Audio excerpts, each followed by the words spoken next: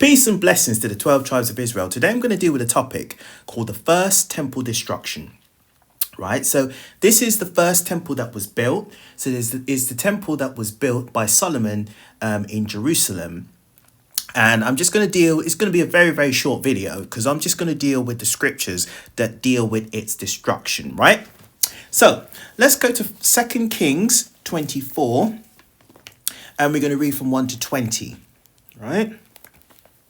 In those days, Nebuchadnezzar, king of Babylon, came up, and Jehoiakim became his servant 3 years. Then he turned and rebelled against him, right? So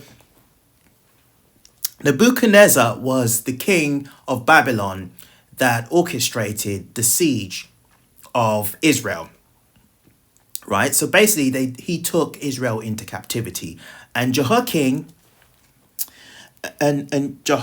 was one of the kings of Israel, right?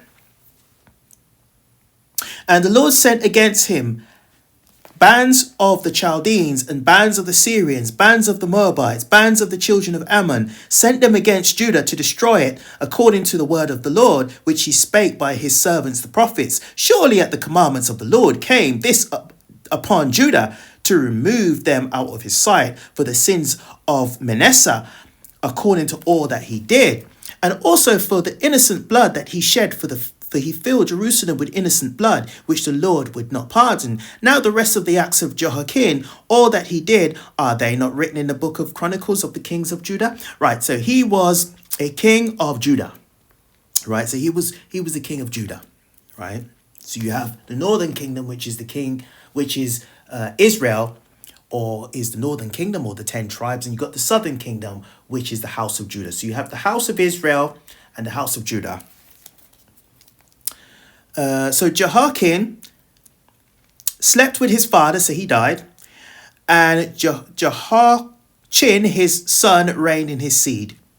And the king of Egypt came not again any more out of his land, for the king of Babylon had taken from the river of Egypt unto the river Euphrates all that pertained to the king of Egypt. Jehoiakim was 18 years old when he began to reign, and he reigned in Jerusalem 3 months, and his mother's name was Nehushta, the daughter of Elnathan of Jerusalem. And he did that which was evil in the sight of the Lord, according to all that his father had done, right? So he followed the evilness, the wickedness of his father. At that time, the servants of Nebuchadnezzar, king of Babylon, came up against Jerusalem, and the city was sieged, right? So because of Israel's wickedness, started by Solomon, actually, it was a downward spiral, right? Because after Solomon sinned, right, by disobeying the Most High, marrying all these heathen women and having 700 wives and concubines, right, etc., right? In his old age, they started to take his mind away from the Most High, right? Which is precisely the reason why the Most High said we shouldn't engage in that kind of activity. We shouldn't be engaged with the nations, right? Right? So let's carry on. 9, and he did which was evil in the sight of the Lord, according to all in his father had done. Right, so he followed his father in wickedness. 10, and at that time the servants of Nebuchadnezzar, king of Babylon, came up against Jerusalem, and the city was besieged. And Nebuchadnezzar, king of Babylon, came against the city, and his servants did besiege it. And Jehoiachin, the king of Judah, went out to the king of Babylon, and he and his mother and his servants and his princes and his officers. And the king of Babylon took him in the 8th year of his reign, and he carried out thence all the treasures of the house of the Lord, and treasures of the king's house, and cut in pieces all the vessels of gold which Solomon, king of Israel, had made in the temple of the Lord, as the Lord had said. So there were certain structures in the temple that the Most High instructed Solomon to create in the temple in terms of his worship, and they dismantled them, right? And he carried away all Jerusalem, all the princes, all the mighty men of valor, even 10,000 captives, and all the craftsmen and smiths. None remain save the poorest sort of the people of the land. So he basically, he put all of Israel into captivity. And he carried away Jehoiachin to Babylon, and the king's mother, and the king's wives, and his officers, and the mighty of the land. Those carried he into captivity from Jerusalem to Babylon. So they were all carried away into another land. Babylon would have been modern day Ethiopia. 16. And all the men of might, even 7,000 craftsmen and smiths, a thousand all that were strong and apt for war, even them the king of Babylon brought captive to Babylon. And the king of Babylon made Matenaz his father's brother's king in his stead, and changed his name to Zodekiah.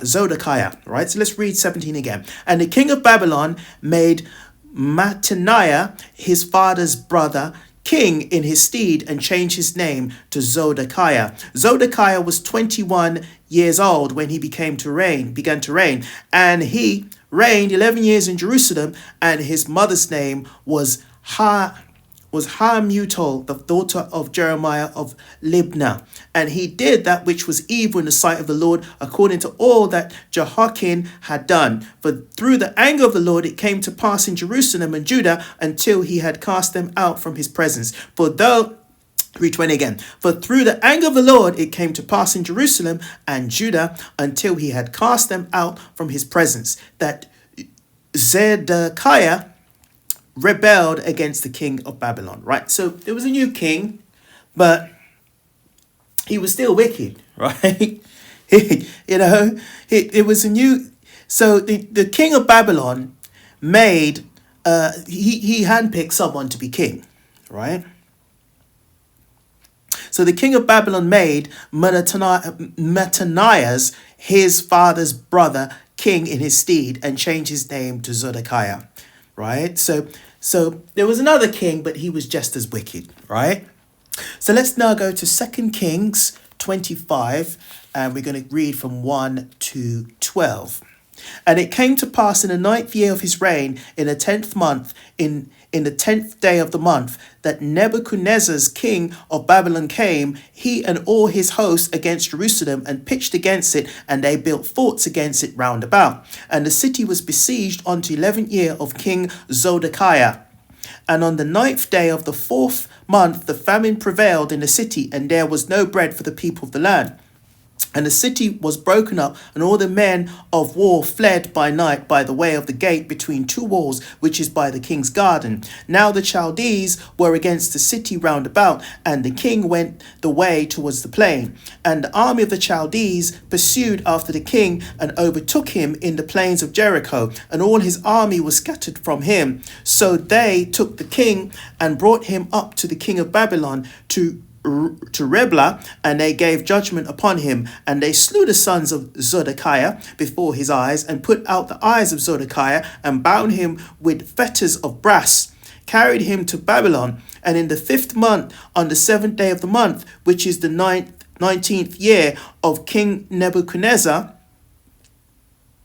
king of Babylon, came Nebuchadnezzar Adon, captain of the guard, a servant of the king of Babylon, unto Jerusalem. And he burnt the house of the Lord, and the king's house, and all the houses of Jerusalem, and every great man's house burnt he with fire. So basically Solomon's house, his house that he had as a king, and the temple of God, they were all destroyed. Right? Let's read 9 again. And he burnt the house of the Lord, and the king's house, and all the houses of Jerusalem, and every great man's house burnt he with fire. And all the army of the Chaldeans that were with the captain of the guard brake down the walls of Jerusalem round about. And the rest of the people that were left in the city, and the fugitives that fell away to the king of Babylon with the remnant of the multitude, did Nebuchadnezzar, the captain of the guard, carry away. But the captain of the guard left of the poor of the land to be vine dressers and husbandland. Right, so basically, Israel was under the captivity, Babylonian captivity, and Israel kept going into captivity, and they finally got around to destroying the temple that Solomon built, right? So that was destroyed, as well as other great houses that were built. They were destroyed too, right? So that's the nature of captivity. When Israel kept going into captivity, that's what would happen, right? nation that had us in captivity would pretty much just do whatever they want, right? Because Israel has no power, because the Most High took away the power from Israel, because the whole point is that he said that we should do his will. And if we decided not to do his will, then he would put us into captivity. Let's go to Jeremiah. Let's go to Deuteronomy. So what we're going to do, we're going to read Deuteronomy 30 and we're going to read from 1 to 3. So this is the reason why Israel kept going into captivity. So Israel went into the Assyrian captivity. Then Israel went into the Babylonian captivity. Then Israel went into the Persian and Medes captivity. Then Israel went into the Greek captivity. Then it was the Roman captivity unto now, right? Which is a combination of Rome and Greeks, right? So let's go to Deuteronomy 30 and we're going to read from 1 to 3. And it shall come to pass when all these things are come upon thee, the blessings and the curse which I have set before thee, thou shalt call them to mind among all the nations whither the Lord thy God hath driven thee. So this is captivity, right? Israel loses its power and then Israel goes into captivity with the nations, with other nations.